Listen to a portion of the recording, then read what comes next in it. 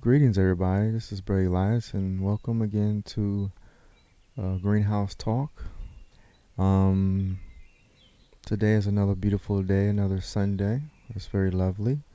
And look at the basil. The basil just growing like wild. And since the basil's going wild for Brother Elias, let me take the top piece, pinch it off, make sure our beloved insect friends are not on it, and let's enjoy some lovely basil. Everything seems to be growing pretty fast. It's pretty warm. It's about 70 degrees. And of course, I have to get my lovely mint. If you're having any stomach problems, any nauseas and things like that, mint is amazing. It works so fast, almost instant. Today's book, again, is one of my favorites. I think it's actually better than the King James Version Bible. So if you don't have this book, it'd be pretty good to get it and read it. The Nag Hammadi Libraries basically is the Gnostic scriptures. And I'll do my little portion. And I'm reading from page 165. It says, "And the carnal woman took from the tree and ate, and she gave to her husband as well as herself. And these beings that possessed only a soul ate. And their imperfections became apparent in their lack of acquaintances. And they recognized that they were naked of the spiritual element, and took fig leaves and bound them upon their loins. Then the chief ruler came, and he said, Adam, where are you? For he did not understand what had happened. And Adam said, I heard your voice and was afraid because I was naked and I hid. The ruler said, Why did you hide? Unless it is because you have eaten from the tree from which alone I commanded you not to eat. And you have eaten. Adam said, The woman that you gave me, she gave to me and I ate. And the arrogant ruler cursed the woman. The woman said, It was the snake that led me astray and I ate. They turned to the snake and cursed its shadowed reflection. And it says, I go down a little further. From that day the snake came to be under the curse of the authorities until the all-powerful man was to come. That curse fell upon the snake. They turned to their Adam and took him and expelled him from the garden along with his wife, for they had no blessing, since they too are beneath the curse. Moreover, they threw mankind into a great distraction and into a life of toil, so that their mankind might be occupied by worldly affairs." So this sounds similar to what we read in the Bible, but this book it gives more of an understanding of what we're going through, instead of just saying spiritual wickedness in high places and yada yada yada. We know about DNA memory and things like that. And one thing that's good to talk about is relationships and marriage. Everybody know that when you date somebody, it somehow seems to last longer, but when you get into a marriage, it seems to fall apart faster than individuals who actually date. And it's funny that, a lot of men speak about these things.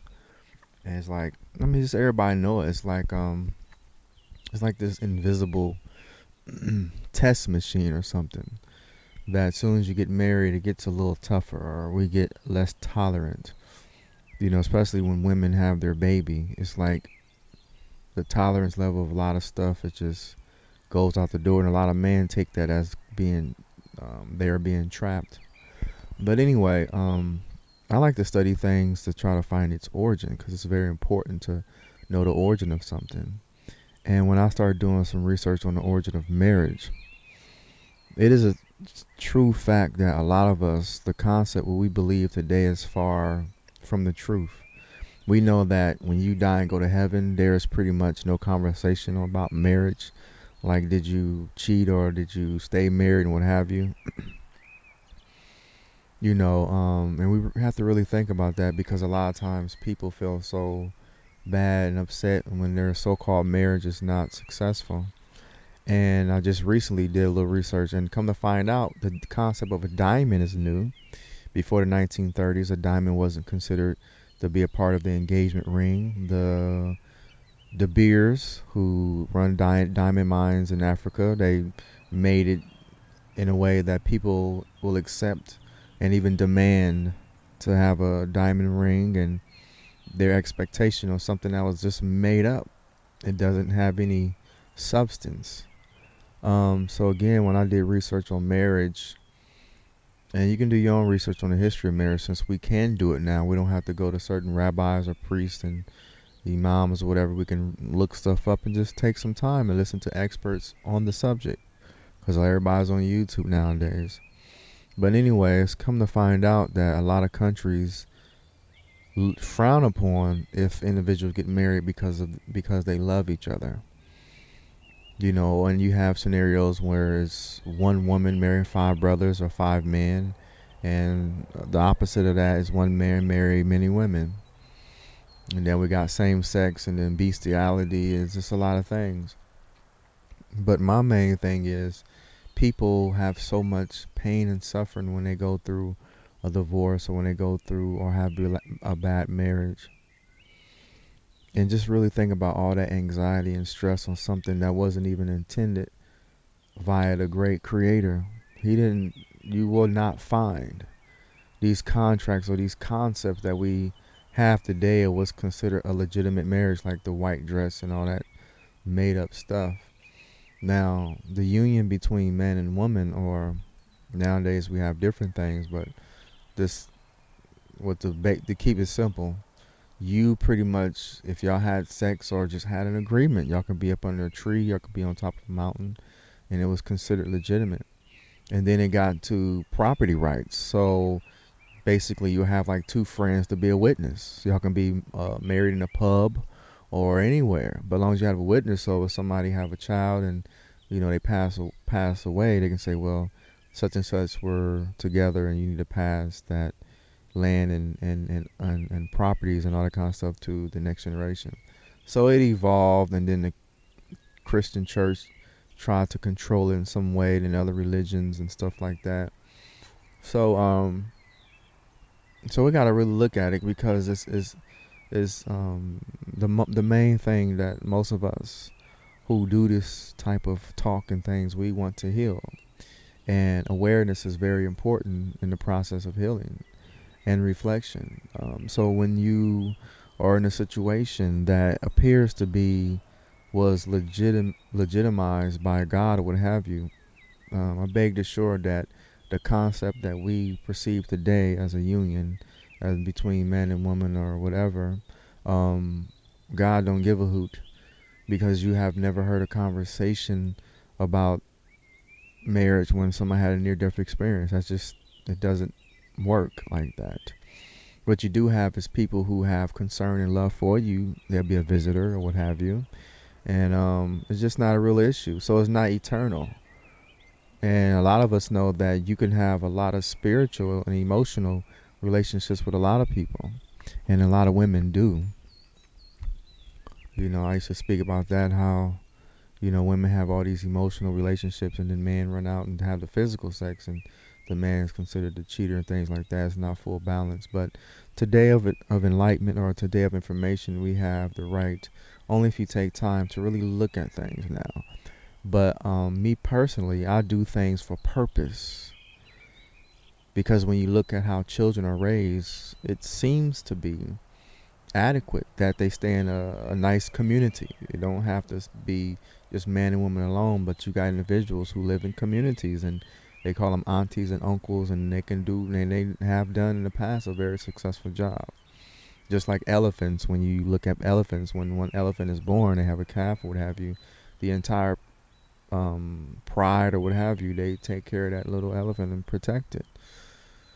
So I see the good things in that, but again, we just have to really respect and really know that we live in a time period that we have too many options. We don't be on a job for 50 years anymore, or you don't stay in a home for 50, 60 years anymore. So we're more world global instead of local.